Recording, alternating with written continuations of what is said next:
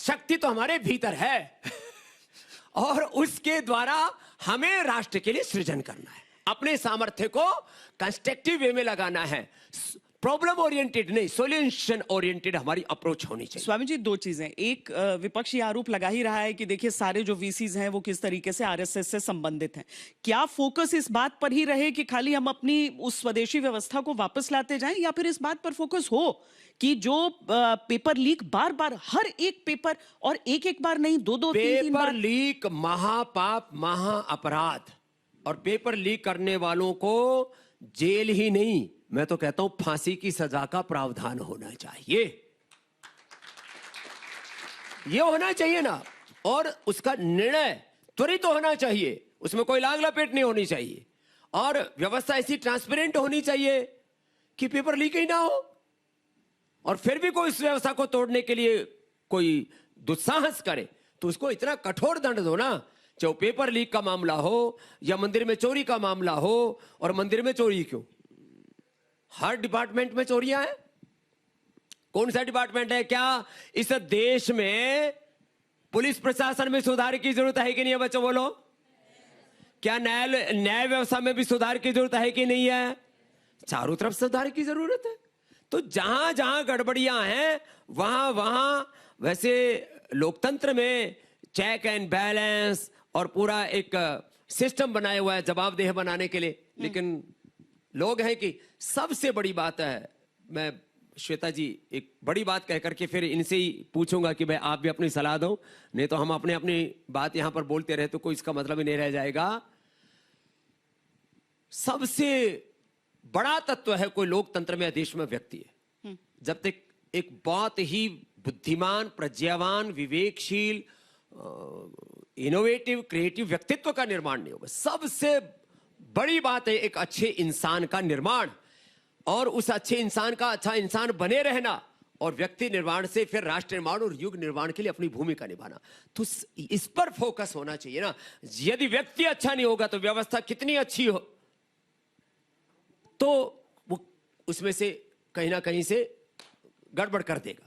और यदि व्यवस्था इतनी मजबूत हो कि गड़बड़ी से गड़बड़ी करने वालों को भी ठोक करके ठीक कर सके, तो हमें दोनों तरफ काम करने की जरूरत है। एक तरफ बहुत अच्छे इंसान बनने चाहिए और दूसरी तरफ बहुत अच्छी व्यवस्था भी बननी चाहिए। तो आपको आंदोलन से कोई दिक्कत नहीं थी? आंदोलन की मंशा, आंदोलन का उद्देश्य, तौर तरीके, बस तरीके और भाषा, इस पर आपको आपत्ति? इसी पर आपत्ति मुझे क्या, सारे देश को ही ऐसा लग रहा है कि जो है विरोध होना चाहिए, आंदोलन होने चाहिए, और किसी बड़े मकसद के लिए खड़ा होना चाहिए, बच्चों को भी खड़ा होना चाहिए, सारे समाज को खड़ा होना चाहिए, लेकिन उसमें विभाजन नहीं होना चाहिए, समाज में गाली गलौच नहीं होना चाहिए। अब ये जो विभाजन चल रहा है, क्या चल रहा है? मैंने एक ही तो बात कही थी, सबके पूर्वज एक है, सबका डीएनए एक है, हम सबका कुलवंश एक है, हम सबके पूर्वज एक है।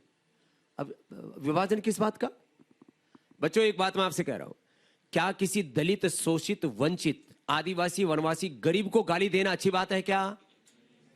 अच्छा, दलित, शोषित, वंचित, गरीब को, आदिवासी, वनवासी को, एससी एसटी को गाली देना अपराध है, पाप है, वो एक तरह से अमानवीयता है, अलोकतांत्रिक है, संवैधानिक भी है। तो क्या किसी ब्राह्मण को गाली देना अच्छी बात है क्या? किसी क्षत्रिय को, किसी वैश्य को गाली देना अच्छी बात है क्या? अपने देवी देवताओं को गाली देना अच्छी बात है क्या? भगवा को गाली देना अच्छी बात है क्या? किसी देश के चुने हुए प्रधानमंत्री, राष्ट्रपति को गाली देना अच्छी बात है क्या? दोनों तरफ से सोचना चाहिए ना। और विभाजन किस बात का? ये जो लोग जो है अलग अलग प्रकार से, और सारी राजनीतिक पार्टियां एक पाप कर रही हैं, ये ब्राह्मण, ये क्षत्रिय, या वैश्य, या एससी, या एसटी, मैं तो कहता हूं सबका डीएनए एक है, सबके भीतर आत्मा एक जैसा है, सबका शरीर एक जैसा है, सबके भीतर ज्ञान प्रतिभा एक जैसी है, अपना अपना पुरुषार्थ करो और आगे बढ़ो। ये जो विभाजन है, डिस्ट्रैक्शन है, और जो समाज में बंटवारा है, ये बड़ा खतरनाक है। और इसमें भी फिर और अलग अलग तरह के विचारधाराओं के नाम पर बंटवारा, हम तो इस पार्टी के हैं, इस संगठन के हैं, हम लेनिनवादी, मार्क्सवादी, माओवादी, हम समाजवादी हैं, हम कांग्रेसी हैं, हम भाजपाइया हैं, हम भगवा हैं, हम हिंदू हैं, हम मुसलमान हैं। किसी भी जाति वर्ग समुदाय के नाम पर मैं तो बंटवारा नहीं देखना चाहता। और ये जिस दिन आ जाएगा ना, हम सब एक है, और हम सबका एक ही फोकस होना चाहिए कि 2047 तक भारत दुनिया की महाशक्ति कैसे बने, रुपए की करेंसी की वैल्यू डॉलर पाउंड के बराबर कैसे हो। केंद्र इस बात पर होना चाहिए ना। भारत के पासपोर्ट की वैल्यू इतनी हो कि 150 देशों में 200 देशों में जाने के लिए हमें वीजा नहीं लेना पड़े, इसके लिए फोकस होना। इस तरह की ताकत हो कि भारत टेक्नोलॉजी में भी सबसे एडवांस हो, कैरेक्टर में भी सबसे एडवांस हो, इंफ्रास्ट्रक्चर में भी सबसे एडवांस हो, ताकत में हुनर में भी सबसे एडवांस हो, और जब कोई खेल खेले जाए तो सबसे ज्यादा गोल्ड मेडल भी भारत के आने चाहिए। ऐसा हम भारत बने। लेकिन अभी कॉमनवेल्थ गेम्स में बड़ा अच्छा प्रदर्शन हमारे एथलीट्स का चल रहा है, पैरा में भी और कॉमनवेल्थ गेम्स में भी, और इसीलिए इस पीढ़ी को लेकर संवेदनशीलता सबसे ज्यादा किसी की भी, चाहे वो आम जनमानस हो या फिर सरकारें हो, होती है और होनी चाहिए, क्योंकि यही वो पीढ़ी है जो आपका भविष्य है। आपके देश को अगर 2047 सोच रहे हैं अगर हम, तो कौन करेगा? यही करेंगे। श्वेता जी, अभी पूरी वर्ल्ड का सर्वे हुआ, पिछली पीढ़ी से उसकी आगे वाली पीढ़ी बहुत एडवांस होती थी, बौद्धिक दृष्टि से, उसका आईक्यू, उसके अंदर क्रिएटिव सोच और इस सारी चीजों में। पिछले 50 सालों से पूरी दुनिया की एक त्रासदी है कि पिछली पीढ़ी से जो ये पीढ़ी है ये थोड़ी कमजोर पड़ रही है। इस पर ध्यान देने की जरूरत है। बौद्धिक दृष्टि से, शारीरिक दृष्टि से, वैचारिक दृष्टि से। पहले वाली पीढ़ी को 50 साल पहले में जिन लोगों को देखता था, किसी को BP, sugar, thyroid, liver, kidney failure, cancer ऐसे थोक में नहीं था। पूरे इलाके में, पूरे गांव गोहांड में, पूरे जिले में ढूंढने से 10-20 रोगी कोई BP, sugar, thyroid, Swami ji, इसकी एक वजह तो प्रदूषण भी है ना, जो पुरानी पीढ़ियों ने छोड़ दिया। कह रहा हूं ना, शारीरिक दृष्टि से ह्रास हुआ है, फोकस में कमी आई है, जो इंटेलेक्चुअल जो लेवल है वो भी कम हो गया है। और आज यदि बात इम्यूनिटी की करें और फिजिकल ताकत की करें, तो अब मैं 60 का होकर के 30 साल के लोग ढूंढने पड़ेंगे मुझे जो मेरा मुकाबला कर सके। क्या मतलब हुआ? हम में ह्रास भी हो रहा है। हमें यह भी देखना है कि पिछली पीढ़ी को से अगले वाली पीढ़ी को शारीरिक दृष्टि से, बौद्धिक दृष्टि से, आध्यात्मिक दृष्टि से, राजनीतिक दृष्टि से, वैश्विक दृष्टि से अपग्रेड होना चाहिए, ऊंचा होना चाहिए। एक रिसर्च है स्वामी जी, मैं इंतजार करूंगी कि और रिसर्च और स्टडीज इस बात पर हो, क्योंकि एक रिसर्च है जिसने ये कहा, और मुझे लगता है कि इस पर और अभी आगे कुछ और काम करने की जरूरत है, क्योंकि सोशल मीडिया के जरिए बहुत सारी चीजें, इंफॉर्मेशन भी रहती है इस पीढ़ी को इन डेप्थ, यानी कि बहुत गहराई से, या फिर सिर्फ जानकारी, उसको लेकर भले एक चर्चा, एक तर्क हो सकता है। देखो, इंफॉर्मेशन और ट्रांसफॉर्मेशन में अंतर होता है। हमारे ऊपर सूचनाओं का इतना बोध है, हम खुद से अनजान है और सारी दुनिया का सारी जानकारियों का बोझ अपने सिर पर लेकर के घूमते रहते हैं और नींद नहीं आती। ये कौन सा ज्ञान है, ये कौन सा बोध है? तो हमें यह भी देखना है कि जो इंफॉर्मेशंस ले रहे हैं हम, उससे हमारे जीवन में क्या सकारात्मक उत्पादक परिवर्तन आ रहा है, या हम खाली सूचनाओं का बोझ लेकर के घूम रहे बूथ के नाम पर? ये भी तो सोचने की बात है। अच्छा, कोई एक ऐसी चीज जो आपको लगता है जेन जी से आज की सरकार को सीखने की जरूरत है? जेन जी से एक बात तो ये सीखने की जरूरत है कि एक शिक्षा मंत्रालय को नहीं, सारे मंत्रालयों को अलर्ट हो जाना चाहिए।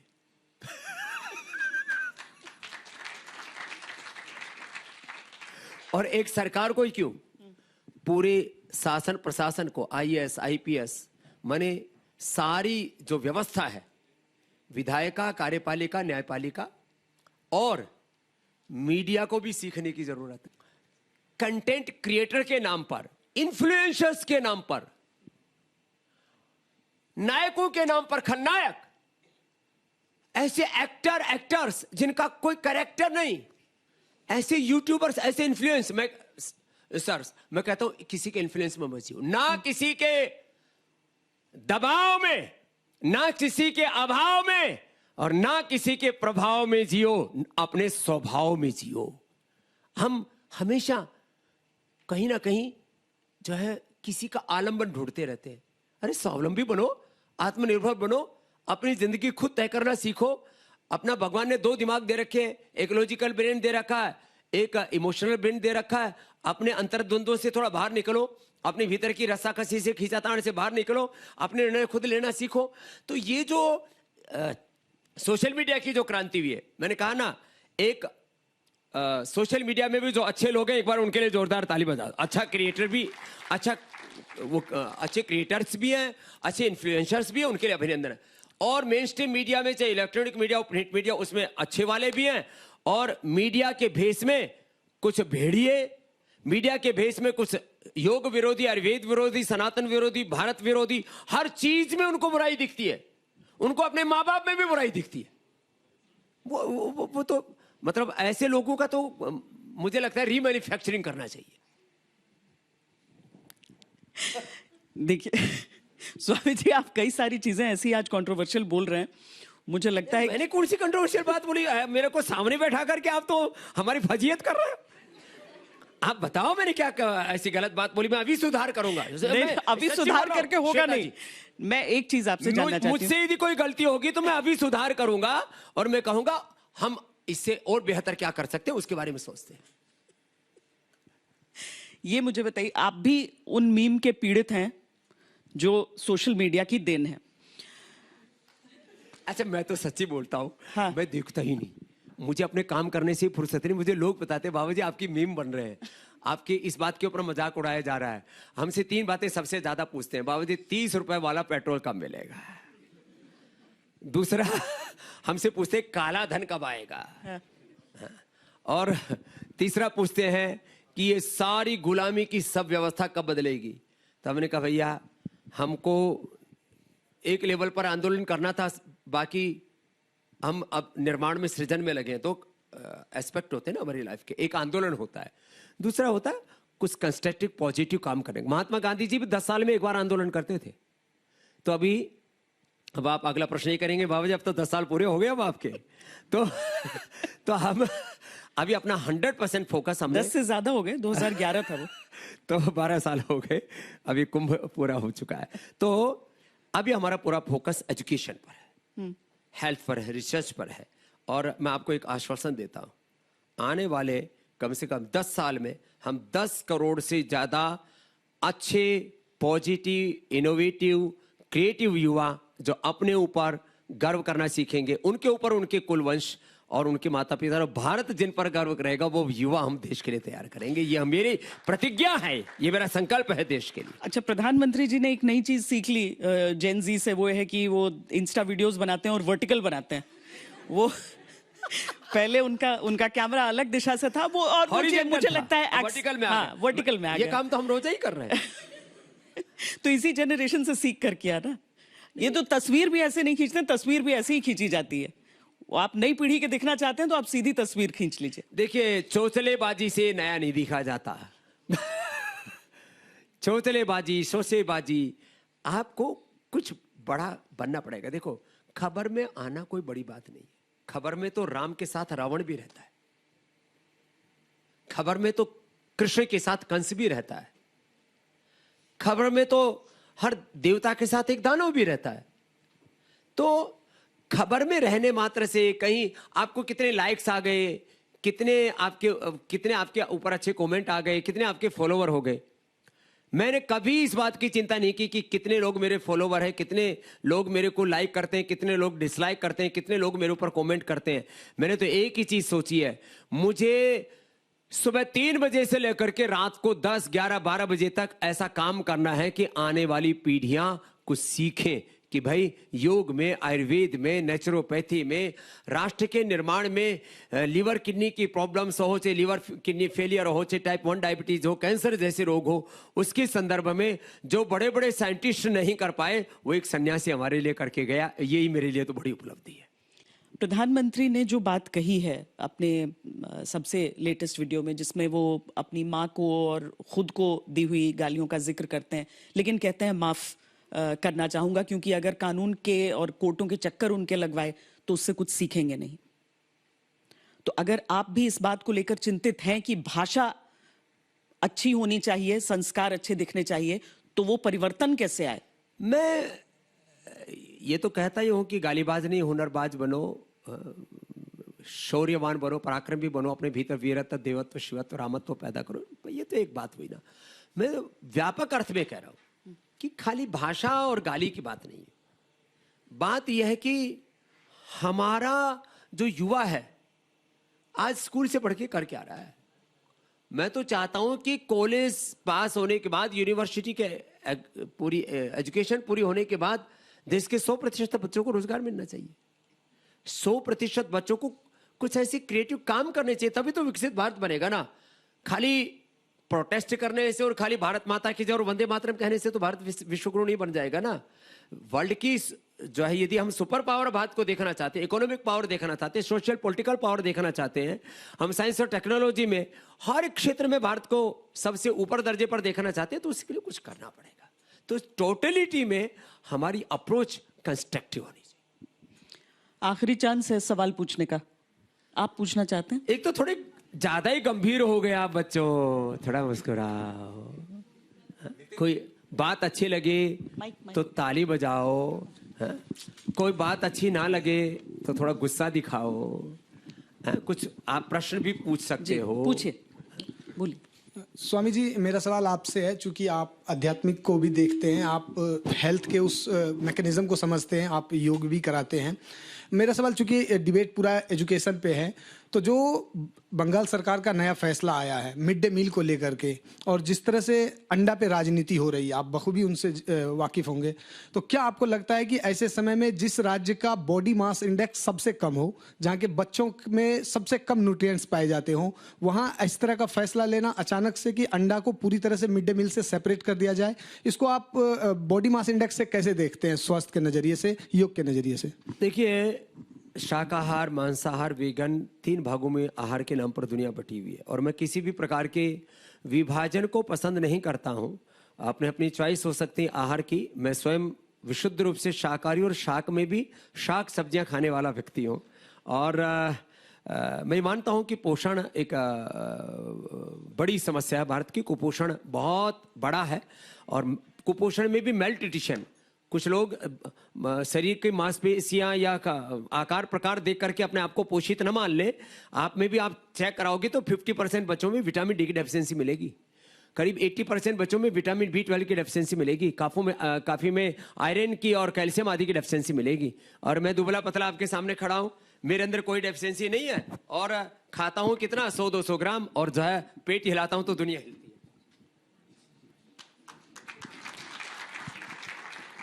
इसका मतलब यह हुआ कि आहार में किसी प्रकार की बाध्यता का मैं समर्थक नहीं हूं, लेकिन कई बार ऐसा भी होता है कि बच्चे तो जानते नहीं, सबको जो है एक तरफ आपने अंडा परोस दिया, सब बच्चे खा रहे, एक तरफ आपने मीट परोस दी, सब बच्चे मीट भी खा रहे। तो आहार में हमें जो है ये जो तीनों धाराएं हैं, इनका सम्मान करना चाहिए। संन्यास की दृष्टि से मैं शाकाहार और वेगन का ही पक्षधर हूं, लेकिन मैं आहार के नाम पर अत्याचार या हिंसा, इसका समर्थक नहीं हूं। मुझे लगा आप जवाब से बचेंगे, लेकिन आपने जवाब दिया। और कोई सवाल पूछना चाहता है? अच्छा, उनके पास है माइक। नमस्ते बाबा जी। राजनीति है, उससे तो मेरा इतना कोई वो नहीं है, जितना अभी आपने बोला है उसके बेस पे मैं बोलना चाहूँगी। आप कह रहे हैं जेनजी में संयम होना चाहिए, सब्र होना चाहिए, ठीक है। आप कह रहे हैं कि हमें अपना हुनर दिखाना चाहिए। कहाँ दिखाएं हुनर? हर जगह तो करप्शन है, हर जगह तो घूस लेकर के, पैसा दे करके सीट बुक हो जा रही है। हुनर के बेस पे हो कहाँ रहा है आजकल? ये बात एकदम ठीक है आपकी, मैं तो इसका समर्थन कर रहा हूँ ना। मैं तो ये कह रहा हूँ ना कि सब जगह जो करप्शन है वो व्यवस्था बदलनी चाहिए। मैं इस बात को अभी भी वापस दोहरा हूँ मेरी बिटिया। तो इसलिए मैं तो व्यवस्था कौन बदलेगा? हम तो बदलेंगे नहीं। हम क्या कर सकते हैं? हम सदियों से सुनते आ रहे, कभी ये पेपर लीक, वो 100 सीटें होती हैं, 3000 4000 करोड़ों में लोग होते हैं, तो हमें सीट मिलती नहीं है। सालों साल बच्चा बेचारा मेहनत करता है उन 100 सीटों के लिए, उसमें भी पता चले पेपर लीक है, करप्शन है, तो कहीं तो हम विरोध निकालेंगे ना। हजार और पाने वाले लाख नहीं करोड़, हाँ। और उसके पीछे आगे घपला, रिश्वतखोरी, ये सब बातें एकदम आपने जो कही वो वाजिब है। लेकिन ये बात सही है कि किसी भी प्रकार के पेपर लीक से लेकर के किसी भी प्रकार की रिश्वतखोरी, किसी भी प्रकार का भ्रष्टाचार, और ये अभी भी समाज में है। मैं इस बात को एक्सेप्ट कर रहा हूं। कोई सरकार, किसी सरकार का, उन्होंने विरोध का विरोध नहीं किया है। और मैं कह रहा हूं ये भ्रष्टाचार है, हाँ। और ये खत्म होना चाहिए सब जगह, और इसलिए मैंने कहा, और इसके लिए विरोध की जरूरत नहीं होनी चाहिए, ये जिम्मेदारी है एक सरकार की। और सभी डिपार्टमेंटों को सजग होना चाहिए, और यदि नहीं होंगे तो विरोध तो और प्रखर भी हो सकता है। वाले कि आपने अभी बोला था हेल्थ से रिलेटेड कि जो आगे वाली जनरेशन है और ये जो जनरेशन है उनकी हेल्थ बहुत इम्यूनिटी अच्छी नहीं है। पर जैसे कि आप जान सकते हो कि शुरू से जैसे ही जन्म लेता है बच्चा, ना हवा अच्छी है ना पानी अच्छा है, खाने में मिलावट है, दूध में मिलावट है, और फिर उसके बाद मेंटल हेल्थ भी बहुत ज़्यादा बढ़ हवाएं चुकी जहरीली है बेटा, हवाएं जहरीली, दवाइयां जहरीली, तो पानी कैसे? जहरीला, वातावरण जहरीला, संसद से सड़क तक पूरा जहरीला वातावरण है ना। तो ये बात तो एकदम ठीक कही। ये बहुत बड़ा प्रश्न है। वैसे किसी भी देश की सरकार की सबसे बड़ी ये जिम्मेदारी होती है लोगों को खाना शुद्ध मिले, हवा शुद्ध मिले, पानी शुद्ध मिले। विदेशों में जो नहाने का पानी आता है ना उसको आप पी सकते हैं, और यहां पीने का जो पानी आता है उसे नहा लिए तो एलर्जी हो जाती है। ये बहुत ज्यादा माने चारों तरफ देश में तबाही का खतरनाक मंजर है, इसलिए सुधार, आमूल चूल परिवर्तन करने की आवश्यकता है। मैं इस बात को दिक्कत तो ये है ना, पर्यावरण कोई मुद्दा ही नहीं रहे आज किसी के लिए, न तो वोटर के लिए न सरकार के लिए। तो आगे आने वाले समय में मुझे याद है आज से करीब 10 साल पहले मैं जेटली साहब से मिला, उन्होंने कहा कि अब ये जो मुद्दे हैं ना, राशन का मुद्दा और तमाम तरह के फ्री बिजली, बिजली और ये सब पानी मुद्दे, भत्ता, हाँ। इससे आने वाले समय में प्रकृति, पर्यावरण और जो हमारे जीवनीय जो तत्व हैं जिससे जिंदगी हमारी लाइफ ड्राइव होती है, हम जिंदा रहते हैं, वो भी जिंदगी के मुद्दे, राजनीतिक मुद्दे बनेंगे। तो ये वक्त आ गया है। मैंने एक दिन बोला तो लोगों ने मेरा बहुत मजाक उड़ाया। मैंने कहा भैया राजनीतिक पार्टियों को ना अपना अलग अलग मैनिफेस्टो छोड़ देना चाहिए। उनको देश का जो कॉन्स्टिट्यूशन है उसी को अपना घोषणा पत्र बना देना चाहिए कि जो संविधान में लिखा है वैसे हम करके दिखाएंगे। राजनीतिक पार्टियों को अपने एजेंडे में ये रखना चाहिए सबके लिए फ्री शिक्षा, सबके लिए फ्री चिकित्सा और सबके लिए अच्छी हवा, अच्छा पानी, अच्छा आहार, अच्छा वातावरण और भयमुक्त समाज, ये हम देंगे। एक आखिरी सवाल, आपने जब गुलामी और शिक्षा की बात की थी तब आपने कहा था कि गुलामी की शिक्षा में हैं हम लोग, तो किस तरह की शिक्षा को आप गुलामी की शिक्षा कहते हैं और कैसे बाहर निकल सकते हैं इससे अगर हम इसमें हैं तो? 1835 में मैकाले आया था बेटा, उसने इंडियन एजुकेशन एक्ट बना करके और ऐसा तंत्र बना दिया कि हमको केवल शब्द पढ़ने, केवल कुछ विषय पढ़ने हैं और उससे बस हमें को नौकरी पानी है। ये जो थॉट प्रोसेस है 99% अभी वही चल रहा है। इसको कहते हैं मैकाली शिक्षा। और शिक्षा के साथ संस्कार हों, शिक्षा के साथ हम हुनर सीखें, दक्षताएं सीखें, अलग अलग प्रकार की कुशलताएं सीखें, और शिक्षा में कुछ ऐसा बन जाए कि हमारे व्यक्तित्व इस तरह से विकसित हो जाए, शारीरिक, मानसिक, बौद्धिक रूप से हम इतने विकसित हो कि एक व्यक्ति चले तो उसके पीछे सारा संसार चल पड़े, इतना बड़ा उसका व्यक्तित्व घड़ा जाए। तो व्यक्तित्व निर्माण पर जो शिक्षा है उसको भारतीय शिक्षा कहते हैं, और वो हम भारतीय शिक्षा बोर्ड से भी कर रहे हैं। वो हमने खुद करके दिखाया है। आज आपके सामने मैं बैठा हूं तो मैंने, यदि शिक्षा की दृष्टि से बोला जाए तो मैंने शब्द शास्त्र पढ़ा, और शब्द शास्त्र पढ़ करके और आज इतना बड़ा काम भगवान ने करवाया कि आज स्वामी रामदेव दुनिया के 200 देशों के करीब 200 करोड़ लोगों के लिए प्रेरणा बना। इसको कहते हैं भारतीय शिक्षा व्यवस्था। यह है गुलामी की शिक्षा में और अपनी भारतीय शिक्षा व्यवस्था में फर्क। स्वामी जी बहुत बहुत धन्यवाद आपका, ये बड़ा संवेदनशील मुद्दे पर अपनी बातें रखने के लिए बहुत बहुत धन्यवाद। देश और दुनिया की बाकी खबरों के लिए देखते रहिए आज तक।